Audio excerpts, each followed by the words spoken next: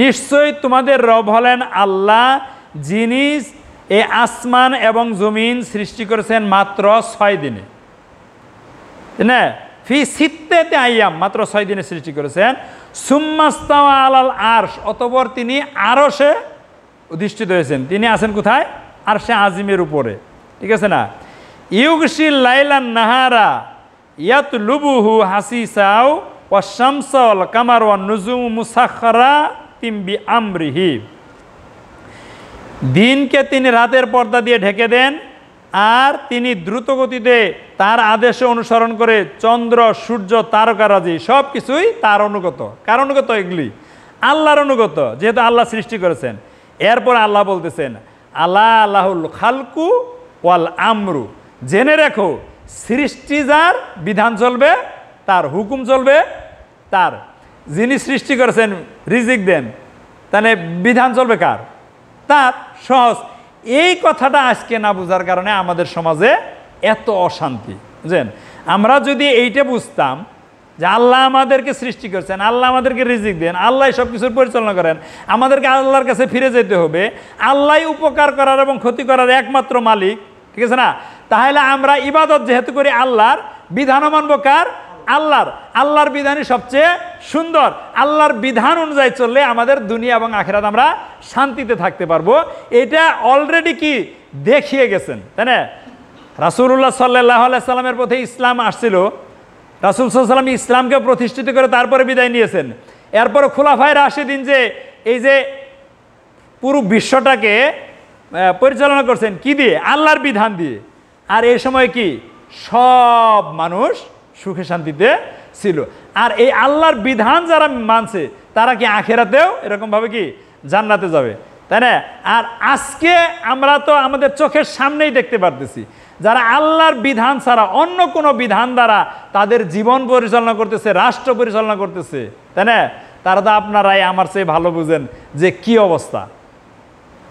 না, আজকে বিশ্বের কোথাও কোনো শান্তির ছিটাফোঁটাও কি আছে? নাই।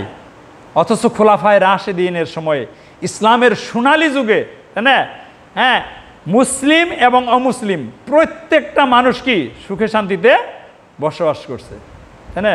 আর আজকে মুসলিম অমুসলিম প্রত্যেকটা মানুষ কি মারাত্মক অশান্তির ভিতরে আছে। একমাত্র কারণ হলো আল্লাহর বিধান না মানার কারণে, আল্লাহর বিধানের সঙ্গে শরিক করার কারণে, শিরক করার কারণে। বুঝছেন? দুনিয়াতেও যেরকম অশান্তি, আর এরকমভাবে মৃত্যুর পরে সেখানেও যায় কি তারা চরম অশান্তিতে পড়ে যাবে।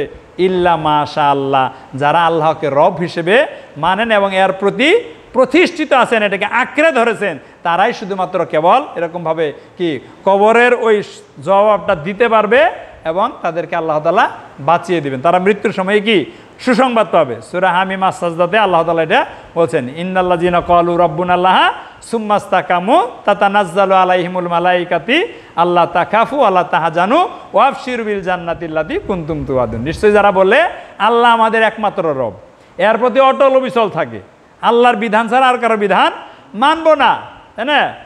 এরপরে তার প্রতি ফেরেশতা নাজিল হয়ে বলবে তুমি ভয় পাও না, তুমি দুঃখিত হও না, বরং তুমি জান্নাতের সুসংবাদ গ্রহণ করো যার ওয়াদা তোমাকে দেওয়া হয়েছে। সুবহানাল্লাহ। আল্লাহ তাআলা ওয়াদা দিয়েছিলেন আল্লাহকে যারা শরিক করা অবস্থায়, শরিক করা না অবস্থায়, শরিক করবে না, এককভাবে আল্লাহর ইবাদত করবে, এককভাবে আল্লাহর বিধান মানবে, তাই না, আল্লাহ তাআলা তাদেরকে জান্নাতে দাখিল করবেন। তে আল্লাহ তাআলা এখানে দেখেন যে আমাদেরকে সুস্পষ্ট করে দিয়েছেন এই জিনিসটাই। আজকে এই দীর্ঘদিন থেকে ইসলামের শত্রুরা এরকমভাবে এই মানে সমাজ, রাষ্ট্র, বিশ্বকে শাসন করার কারণে তাদের এই মানে যে মতবাদগুলো, মানুষের রচিত মতবাদগুলো এই বিশ্বের ভিতরে প্রচার করার কারণে, ঠিক আছে না, মানুষ আল্লাহ যে একমাত্র রব বিধানটা এটা মানুষ কী করে গেছে, ভুলে গেছে। হ্যাঁ, মানে অন্যান্যরা তো ভুলে গেছে, যারা আল্লাহর ইবাদত করে তারাও কি হয়ে গেছে, ভুলে গেছে। এই জন্য দেখা যাচ্ছে যে একজন মানুষ যে কি সালাত আদায় করে, সিয়াম পালন করে, হজ করে, যাকাত দেয়, সেও বিধান মানার ক্ষেত্রে মানুষের রচিত বিধান মানে। আর মানুষের রচিত বিধান মানার ক্ষেত্রে মানলে কী অবস্থা হয়, এটা আমাদের চোখের সামনে একেবারে স্পষ্ট দেখতেই তো পারতেছেন, তাই না? আর যারা আল্লাহর বিধান অনুযায়ী মানে সেটাও আমাদের চোখের সামনেই এখন সুস্পষ্ট। সেটা বললাম কোরআন হাদিসের কথা, সাহাবীদের কথা। কিন্তু এখন যদি বর্তমানে আপনি আফগানিস্তানের দিকে তাকান, তাই না, সেখানে আল্লাহর বিধান অনুযায়ী এখন রাষ্ট্র পরিচালনা করা হইতেছে, দেশ পরিচালনা করতেছে, জীবন পরিচালনা করতেছে। এখন দেখেন আমাদের চোখের সামনে তারা কি অনেক সুখে শান্তিতে আছে, তারা এরকমভাবে উন্নতির শিখরে তারা উঠে যাচ্ছে। সুবহান আল্লাহ। আল্লাহ তাদের ভিতরে কি বরকত ঢেলে দিচ্ছেন।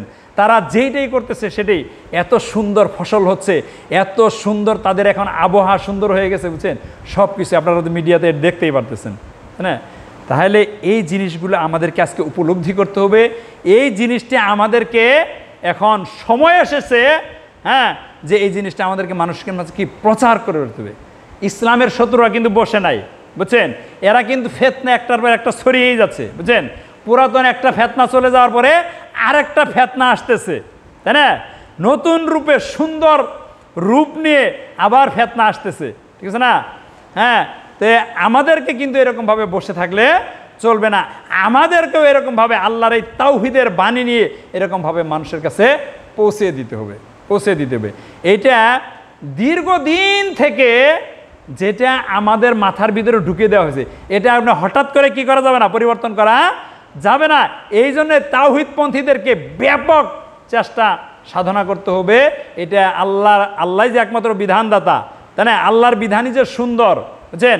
ইসলামই যে একমাত্র জীবন ব্যবস্থা, হ্যাঁ, পরিপূর্ণ জীবন ব্যবস্থা, এইটা আমাদেরকে আজকে প্রচার করতে হবে, মানুষকে জানাইতে হবে, ঠিক আছে না? মানুষকে ইসলামের